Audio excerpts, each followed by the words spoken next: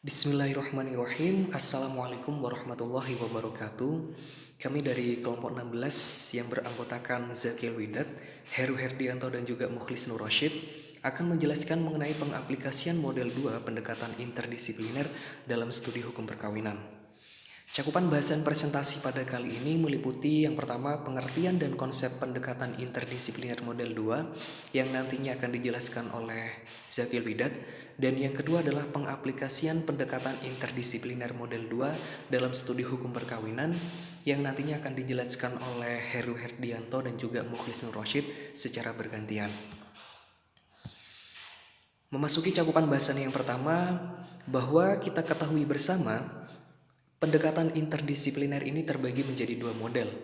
Model pertama yaitu kerjasama antara satu ilmu dengan ilmu yang lain sehingga merupakan satu kesatuan dengan metode tersendiri, dan model yang kedua adalah pendekatan dengan menggunakan tinjauan berbagai sudut pandang ilmu serumpun yang relevan.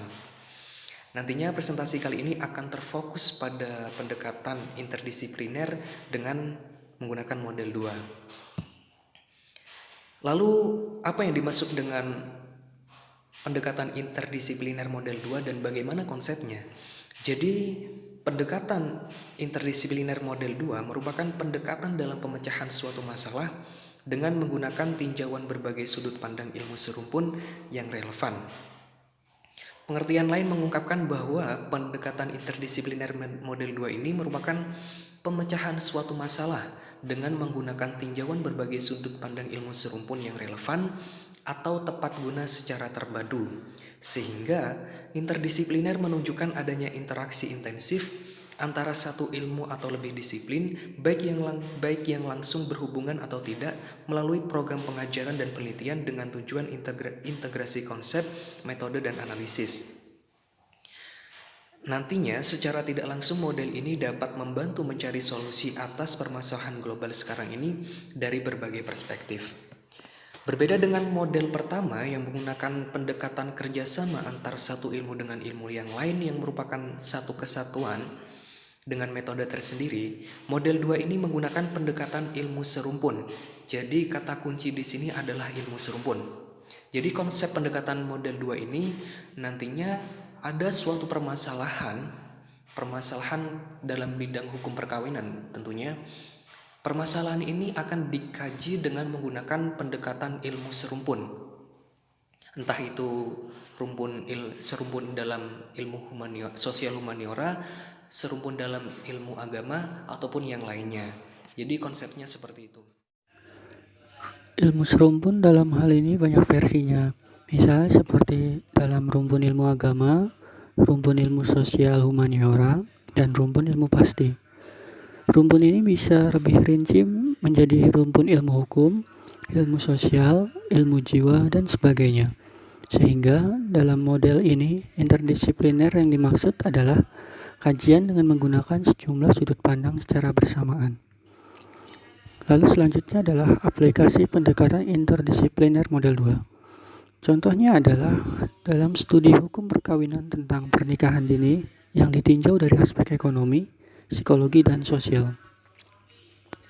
Dari aspek ekonomi, pernikahan dini tidak lepas dari masalah ekonomi. Sebagian orang tua menganggap bahwa dengan menikahkan anaknya akan mengurangi beban hidup. Ketika mereka melakukan pernikahan dini, otomatis tidak ditopang dengan pendidikan yang layak. Sehingga dalam memenuhi kebutuhannya, mereka bekerja serabutan dengan penghasilan yang mungkin hanya cukup untuk makan saja, dan yang pada akhirnya mereka akan masuk pada ruang kemiskinan. Untuk mengatasi masalah seperti ini, dibutuhkan pelatihan skill berbasis potensi lokal agar mengangkat taraf ekonomi keluarganya. Lalu dari aspek psikologi, memandang bahwa pernikahan dini tidaklah sekedar batasan usia pada manusia, karena pernikahan awal tersebut lebih tepat dikatakan sebagai pernikahan belia. Alasan ini lebih mengkaitkan pada persoalan sisi perkembangan non-fisik, baik perkembangan biologis maupun perkembangan psikologis, yang berupa emosi, kognisi, dan sosial. Usia remaja merupakan suatu masa di mana ketegangan emosi meninggi sebagai akibat dari perubahan fisik dan kelenjar. Remaja terkadang terlihat sedih dan pada saat yang tidak lama terlihat begitu gembira. Kesedihan dan kegembiraannya terlihat over dan terkesan meledak-ledak, bahkan sulit dikendalikan. Dengan begitu, tujuan perkawinan untuk mewujudkan keluarga yang sakinah tidak akan pernah terwujud. Selain itu, baik organ seks laki-laki maupun organ seks perempuan mencapai ukuran matang pada akhir masa remaja, kira-kira umur 21 atau 22 tahun. Oleh karena itu, pernikahan yang dilakukan pada usia belasan tahun bukan merupakan masa reproduksi yang sehat, karena organ seks belum mengalami kematangan. Wanita pada usia belasan secara fisiologik dapat hamil dan melahirkan, tetapi pada usia tersebut sebenarnya secara medis dan psikologi belum cukup matang untuk mengasuh anak. Dari aspek sosial, orang tua menjadi salah satu faktor dari penyebab pernikahan dini dikarenakan orang tua yang tidak memiliki pendidikan yang cukup baik, sehingga mereka kurang memahami adanya peraturan dalam Undang-Undang Perkawinan Nomor 1 Tahun 1974. Pendidikan menjadi suatu hal yang sangat penting dalam memberikan edukasi pengetahuan kepada masyarakat. Jika tingkat pendidikan di masyarakat masih sangat rendah, maka kondisi sosial yang ada tidak merasa bahwa pernikahan ini merupakan hal yang dilarang dalam undang-undang. Pola pikir masyarakat dan kurangnya pengetahuan tentang menikah muda dalam pernikahan sering sekali terjadi karena adanya kekhawatiran orang tua kepada anak perempuan yang sudah menginjak usia remaja, walaupun usianya belum mencapai dewasa atau masih di bawah umur. Dalam hal ini, jika anak perempuannya sudah tidak bersekolah lagi, maka besar kemungkinan orang tua akan menikahkan anak perempuannya dengan cepat-cepat. Hal lain yang dapat mendorong pernikahan dini adalah internet dan pergaulan bebas. Kemudian akses internet membuat para remaja dengan mudah untuk mengakses situs-situs pornografi yang berkontribusi dalam mempercepat kedewasaan anak. Kaitannya dengan masalah hubungan seksual. Tidak imbangnya pendidikan mengenai kesehatan reproduksi dan pengetahuan agama menyebabkan anak dengan mudah melakukan hubungan seksual di luar nikah dan mengakibatkan perempuan hamil sehingga harus melakukan pernikahan.